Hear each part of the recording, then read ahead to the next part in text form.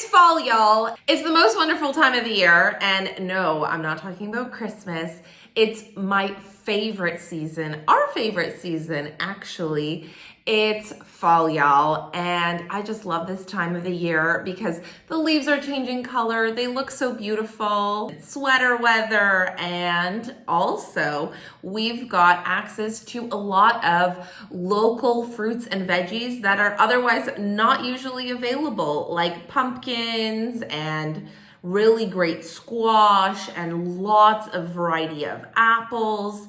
I went grocery shopping and I picked out all of the great fruits and veggies that are available now and that grow in this season and are everywhere and they're fresh. And so we included all of those in our chop. There is one thing that I didn't include, which is carrots, because I include those in her chop regularly, and that's something that's available to us all year round. But if you want, you can also include that. And there's lots of other fun foods and orange foods which are high in lots of antioxidants and vitamin A, which is something that a lot of birds tend to be deficient in. Now, all of the veggies and ingredients that we're going to include in this chop are loaded with really great nutrients, antioxidants, lots of different vitamins and minerals. And I love switching up the chop with the season and what's available locally, but also what's in season, because that way I'm able to offer Mia a variety of different nutrients and we're switching it up all the time so that I can be sure that she's not deficient in anything. I would like to also note that I like to include Mia when I am making chop because it's a really great way for us to bond and for me to include her in the process.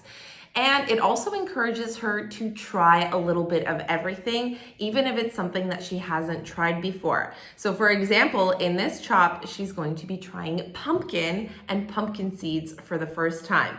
So let's make our fall y'all chop. And it's really tasty and nutritious for your bird. Now, I know I'm going to get questions on this because I've had questions about this before. And yes, each one of the ingredients that's in this chop is raw. You do not need to cook them because each of these ingredients are safe for our birds raw as well. Quinoa is also safe when it's not cooked, but for this chop, I wanted to cook the quinoa for her, and when I do include it into chops, I usually cook all of the grains, and when I'm doing like a dry food mix, I'll include dry versions of grains like dry pasta or dry quinoa. And it is really important to note that all legumes, beans should always be soaked and cooked. Those you do not want to offer raw. So let's make the chop. Okay, so let's get started. First, I've got some pumpkin that I need to clean out. So I'm cleaning out the pumpkin. I'm taking everything out from the inside and separating the seeds and then cutting chunks of pumpkin. And Mia is trying pumpkin seeds here and she loves them. I think one of her new obsessions is pumpkin seeds and they are very nutritious. So we've got broccoli, Brussels sprouts. We're gonna zip that up and shred it up. I'm adding this into a glass Tupperware because then I keep it in the fridge for about 3 to 4 days. I made a bigger batch, so it's more like 4 days. And Mia's trying pumpkin, and she is loving it. Over there, I'm preparing on the sidelines chickpeas, and I'm including that into this chop so that we've got a legume in here. So I've added the chickpeas, which were soaked and cooked, and now I'm adding pumpkin, and you can zip this up. Although I do recommend you do the pumpkin and the chickpeas separately, depending on the consistency that your bird likes it. Mia likes the chickpeas a little chunkier than this. Because the pumpkin is hard and chunkier, it required a few more zips in the shredder, but that's okay. Next, we've got red pepper, and I do these by hand when I'm chopping them because they do get really juicy and it's just better to cut it up. Otherwise, you have to drain them and your bird's gonna love all that red pepper juice. So it's better to do this by hand. And then I've also got sweet potato coming up next, and I did include a red and yellow bell pepper. We've also got zucchini, and I was chopping up some apples as a topper.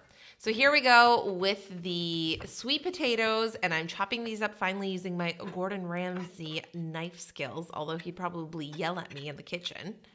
Next, we've got some zucchini, so we're just gonna chop that up finely as well. You're welcome to put this in the shredder, but I don't mind hand chopping. I'm also throwing in an herb in there, and I chose dill because that's her favorite. Some green peas as a fresh little treat. And we are getting close to being done. Now, beets, they taste delicious, and I'm gonna use this as a topper for her chop as well, because beets will make the entire chop turn pink, and I didn't want that, so I'm using it as a topper. I cooked up some quinoa, I let it cool and dry, and I'm mixing that in there, so we have lots of goodness going on in this fall, y'all chop. Mia was a really great taste tester, and she tried a little bit of everything, and so this chop is Mia approved. She loved every single ingredient, and now we're gonna serve it up to her, top it off with some more herbs, some apple, and some beets. Another really great topper is sprouts or microgreens and pumpkin seeds, and that's it. Here you have it, this beautiful fall chop with all the beautiful fall harvest veggies. Now let's get a little bit more specific. What vitamins, what minerals, what nutrients are in these fall fruits and veggies? Well, we've got vitamin A, vitamin C, vitamin K, vitamin E. Hi, honey bunny. We've got vitamin B9, we've got potassium, we've got fiber, antioxidants, beta-carotene, which is something that we find in a lot of orange foods, so like sweet potato and pumpkin, and minerals like calcium, magnesium, and iron. So lots of really great nutrition in this chop.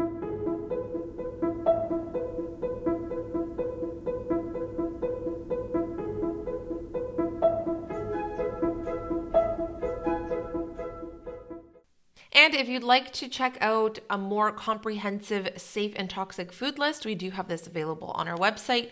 You can just search it up and it's available to you. And we've listed all the fruits, veggies, legumes, grains that are safe and the things that are toxic for birds too. I hope that you guys enjoyed this video and that your birds enjoyed this recipe. If you do make it for your bird, please leave me a comment below and let me know how your birds like it. Don't forget to like, comment, and subscribe for a good vibe, and we'll see you in the next video.